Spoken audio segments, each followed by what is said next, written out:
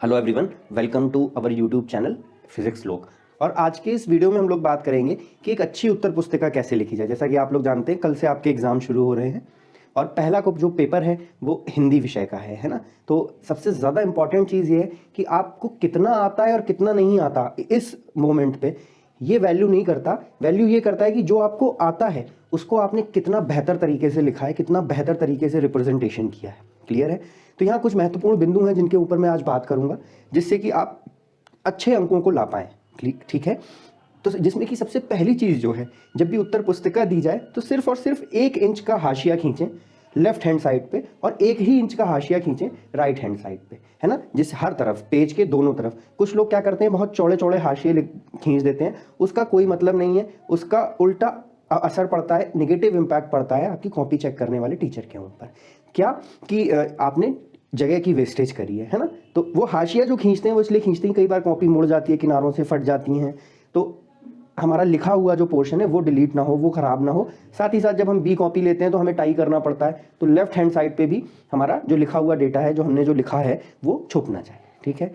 दूसरी चीज़, जनरली लोग ऐसा कहते हैं कि आप क्वेश्चन पेपर को में जो सबसे पहले आता हो आप उसे सॉल्व करें, पर मैं आपसे ये कहना चाहता हूं कि अगर आपको पेपर बैलेंस वे में आता है, ठीक है, बहुविकल्पीय प्रश्न, लघु उत्तरीय और विस्तृत, क्लियर है, तो आप उसी ऑर्डर में पेपर को करें, भले ही आप जगह छोड़ दें। ठीक है। जैसे फॉर एग्जांपल आपने प्रश्न नंबर 1 का खंड का किया, खा किया, गा किया, उसके बाद घा आपको नहीं आता, आप घा के लिए जगह छोड़ दीजिए और उस जितने में आपको लगता है कि इतने में मैं ये उत्तर लिख पाऊंगा, क्लियर है, उसके बाद आप अगले क्वेश्चन पे मूव हो जाए। तो इससे क्या होता है कि जब परीक्षा में जब कॉपी आपकी चेक हो रही होती है एग्जाम चेकिंग में, तो टीचर को क्या होता है, टीचर को बार बार आगे पीछे नंबर नहीं भरने पड़ते, है ना। ऐसा नहीं होता है कि उसको एक बार में क्योंकि उसको कई जगह पे नंबर फिल करने होते हैं, आपके आगे भी नंबर फिल करने होते हैं, एक लेटर होता है उसमें भी भरने होते हैं। तो आपको हमेशा क्या करना है, आप जितना भी चेक करने वाले टीचर को आसानी देंगे, आपके मार्क्स उतने ही अच्छे आएंगे। तो हमेशा सीरियल से करें और उन प्रश्नों को पहले कर लें जिन प्रश्नों को आपको बहुत अच्छे से आता है, पर उसी सीरियल ऑर्डर में। क्लियर है? और अगर मान लीजिए आप कोई क्वेश्चन बीच में नहीं कर पाए और जगह छूट गई, तो आप उसको एक सिंपल काले पेन से कट कर दीजिए और पीटीओ लिख दीजिए उसके बगल में, पेज टर्न ओवर या प्लीज टर्न ओवर, इस तरीके से। क्लियर है यहाँ तक? हमेशा जब भी आप क्वेश्चन सॉल्व करो तो कुछ खंड दिए रहते हैं, उनको हमेशा प्रॉपर लिखो। जैसे कि अगर हमारे पास पहले क्वेश्चन का हम पहला भाग कर रहे हैं तो हमेशा लिखो प्रश्न संख्या 1 या उत्तर संख्या 1 खंड का। जब वो खत्म हो जाए तो उसके बाद एक स्केच पेन से नीचे लाइन खींचो, फिर उसके बाद अगला क्वेश्चन शुरू करो तो अगले में भी लिखो प्रश्न पर संख्या 1 खंड खा। क्लियर है? इस तरीके से करते करते आप अपना पूरा क्वेश्चन पेपर सॉल्व करो, है ना। इसके अलावा जो महत्वपूर्ण निर्देश है वो ये है कि पेपर के अंतिम, उत्तर पुस्तिका के अंतिम पेज पे आप हमेशा अपना रोल नंबर जरूर लिख के आइए, जिससे कि कहीं भी मिसहैंडलिंग होती है तो आपका रोल नंबर वहां पे लिखा हुआ हो। क्लियर है यहाँ तक?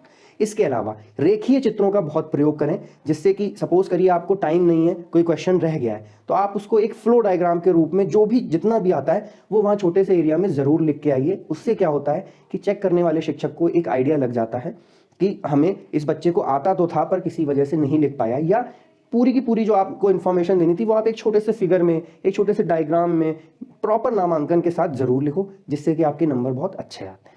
और एक चीज, एग्जाम में कभी भी हमको रेड और ग्रीन पेन यूज नहीं करना चाहिए, है ना।